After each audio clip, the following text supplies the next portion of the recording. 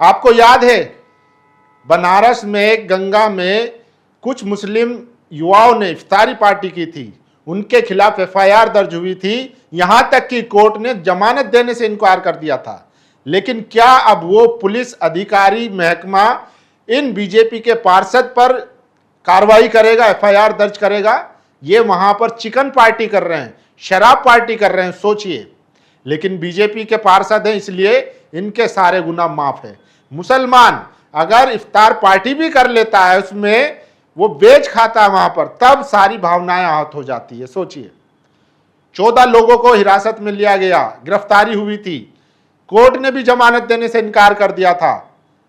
लेकिन इन बीजेपी के पार्षद पर क्या कार्रवाई हुई और क्या कार्रवाई होगी, सबसे बड़ा सवाल यही है। वहीं दूसरी तरफ नफरत की इंतहा देखिए, कैसे 12 साल के बच्चे से जबरदस्ती साजिशन, मुसलमानों को बदनाम करने के लिए, उनके खिलाफ कार्रवाई करवाने के लिए पाकिस्तान के जिंदाबाद के नारे लगवाए गए। वो तो शुक्र है वहां के पुलिस कप्तान का जिन्होंने इसकी जांच की और जो असली कल्प्रिट थे, जो असली गुनहगार थे, उन दोनों को पकड़कर जेल में डाल दिया और इस साजिश का पर्दाफाश कर दिया। सोचिए, तो आज हालात कितने बद से बदतर होते जा रहे हैं और खुले तौर पर 2 तरह के कानून इस देश में लागू कर दिए गए हैं। अगर आप मुसलमान हैं तो आपके खिलाफ तुरंत कार्रवाई होगी, वहीं अगर आप बीजेपी, आरएसएस, भाजपा से जुड़े हुए हैं या सरकार के समर्थक हैं, तब आपको खुली छूट मिलेगी। तो ऐसी ही कुछ खबरें। और सोचिए, एक जज एडीजे तबस्सुम खान, जिन्होंने मध्य प्रदेश में 14 गोरक्षकों को एक लिंचिंग मामले में उम्र कैद की सजा सुना दी, अब उनके खिलाफ पूरा कैंपेन चलाया जा रहा है, उनको गालियां दी जा रही है कि अगर गोरक्षकों को नहीं छोड़ा गया तो फिर पूरे देश में दंगा होगा। क्या इनके खिलाफ कार्रवाई होगी? क्या इनको जेल में डाला जाएगा? नहीं। अगर मुसलमान सवाल भी पूछ लेता है तो तुरंत एनकाउंटर कर दिया जाता है या घर पर बुलडोजर चला दिया जाता है। लेकिन बुलडोजर से याद आया, ये 2 तस्वीरें देखिए, मुसलमानों के खिलाफ बुलडोजर एकदम पहुंच जाता है, लेकिन लखनऊ में अलीगंज में अग्निकांड में कई छात्रों की मौत हो जाती है और पुलिस वाले हथौड़े से रेस्क्यू ऑपरेशन चला रहे हैं। मतलब इतनी मोटी दीवार हथौड़े से तोड़ी जा रही है। सोचिए, क्या वहां बुलडोजर नहीं पहुंच पाया? 1 घंटे में बुलडोजर पहुंचने वाला इन मासूमों को बचाने के लिए नहीं पहुंचता, एम्बुलेंस नहीं पहुंचती है, फायर ब्रिगेड नहीं पहुंचती है। अगर मुसलमान आरोपी है तो तुरंत पहुंच जाते हैं। सोचिए, इसीलिए 2 तरह के जो है आज कानून लागू कर दिए गए हैं, जैसे मुसलमान, दलित, पिछड़ा, आदिवासियों के लिए अलग, बीजेपी समर्थकों के लिए अलग। सोचिए, बिहार में भरत तिवारी का एनकाउंटर हो जाता है, पूरी मीडिया एनकाउंटर पर सवाल उठा देती है।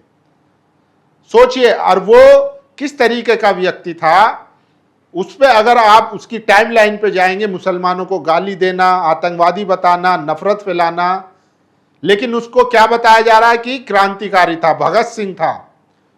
सोचिए, क्या भगत सिंह ने भारत की पुलिस पर या भारत के लोगों पर कभी बंदूक चलाई? क्या कभी भारत के लोगों को गालियां दी? वो अंग्रेजों से लड़ रहे थे। लेकिन भरत तिवारी क्या कर रहे थे? उसने पुलिस पर बंदूक तानी, लेकिन एनकाउंटर होना, सोचिए, जो भरत तिवारी के एनकाउंटर को कह रहे हैं गलत है, हम भी कह रहे हैं एनकाउंटर कल्चर गलत है, लेकिन क्या जो भरत तिवारी के एनकाउंटर को गलत कह रहे हैं, क्या वो असद के एनकाउंटर को गलत कहेंगे?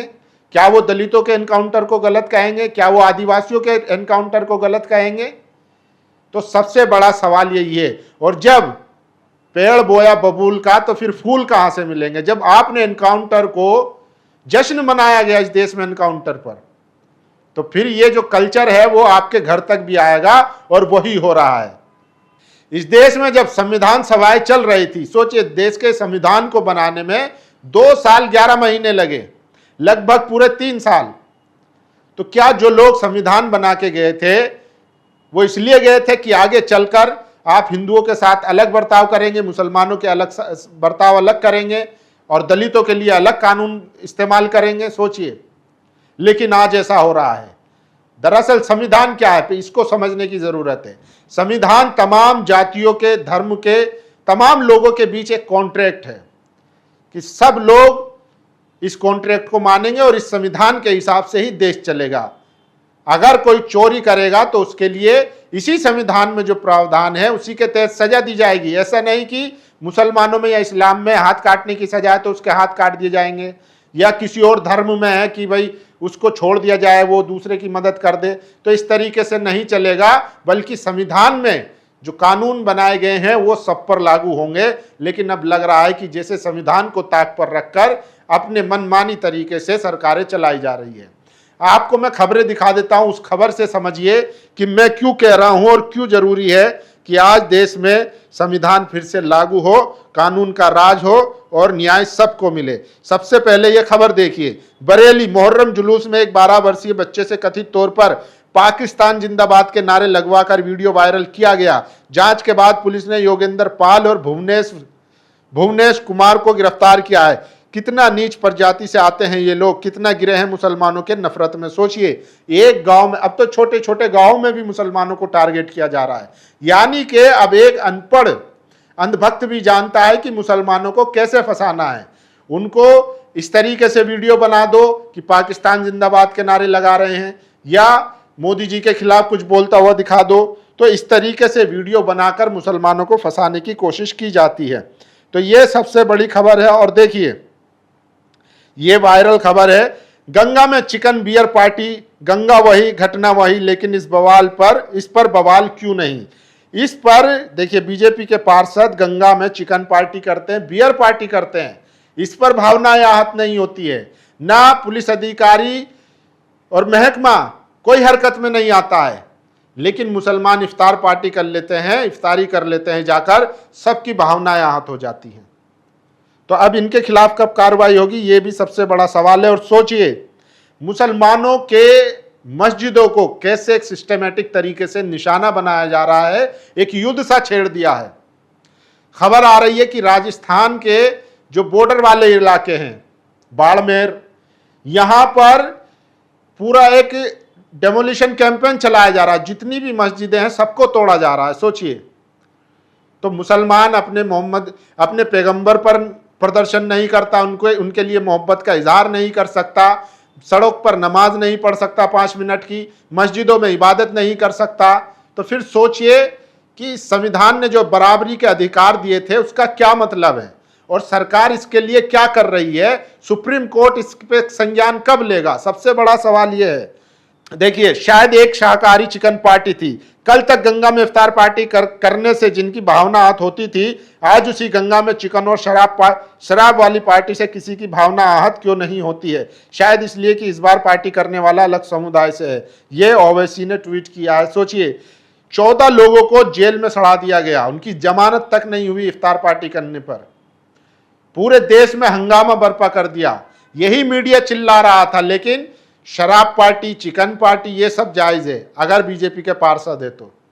और अगर मुसलमान वहां जाकर एक खजूर भी खा लेता है, चंद सेब भी खा लेता है, फल खा लेता है, तो भावनाएं आहत हो जाती है। सोचिए, तो दोहरा मापदंड, ये पूरा इसके लिए सारा जिम्मेदारी जो है वो मीडिया की है। और सोचिए, कैसे एक मुस्लिम जज तबस्सुम खान को ये व्यक्ति गालियां दे रहा है और धमकी दे रहा है कि अगर 14 गोरक्षकों को नहीं छोड़ा गया तो फिर देश भर में दंगे करेगा। तो पुलिस इनके खिलाफ क्या कार्रवाई कर रही है और कब इनको जेल में भेजेगी। ये सिर्फ कह नहीं रहा है, ये ऐसे संगठनों से जुड़ा हुआ है, ऐसे संगठनों से आता है, ये वाकई में दंगे भी करवा सकता है, लेकिन इनके खिलाफ कार्रवाई नहीं की जाएगी। और सोचिए, जिन मस्जिदों पर हमले हो रहे हैं उन मस्जिदों को अचानक से अवैध बताया जा रहा है। सेक्रेटरी नदीम खान, APCR, तो नदीम खान, और देखिए मुसलमानों ने कल जो है दिल्ली के प्रेस क्लब में एक बड़ी प्रेस कॉन्फ्रेंस की और जिसमें बताया कि कैसे यूपी, राजस्थान, बंगाल, असम, मतलब देश के कई राज्यों में मस्जिदों को गिराया जा रहा है, डेमोलिश किया जा रहा है और सिस्टमेटिक तरीके से किया जा रहा है। 200 साल, 1000 साल, सोचिए बनारस में 1000 साल मस्जिद को, 1000 साल पुरानी मस्जिद को नोटिस दे दिया गया कि रेलवे की जमीन पर बनी हुई है। सोचिए, वहीं बाड़मेर में 200 साल पुरानी, 250 साल पुरानी मस्जिदों को गिराया जा रहा है। तो क्या इस देश में अब मुसलमानों के लिए संविधान में कोई जगह नहीं है? उनको दोयम दर्जे का नागरिक बना दिया गया है। सबसे बड़ा सवाल यही है, और मुसलमान इसके लिए क्या करेगा? आप लोग अपनी राय जरूर दीजिए। शुक्रिया। नेशनल दस्तक की आपसे गुजारिश है कि अगर इसको बचाना चाहते हैं तो नेशनल दस्तक को सब्सक्राइब करने के लिए रेड कलर के सब्सक्राइब बटन को दबाएं, फिर बेल आइकन की घंटी दबाएं। नेशनल दस्तक को बचाने के लिए बहुत जरूरी है कि हर खबर को शेयर करें, लाइक करें, कमेंट जरूर करें।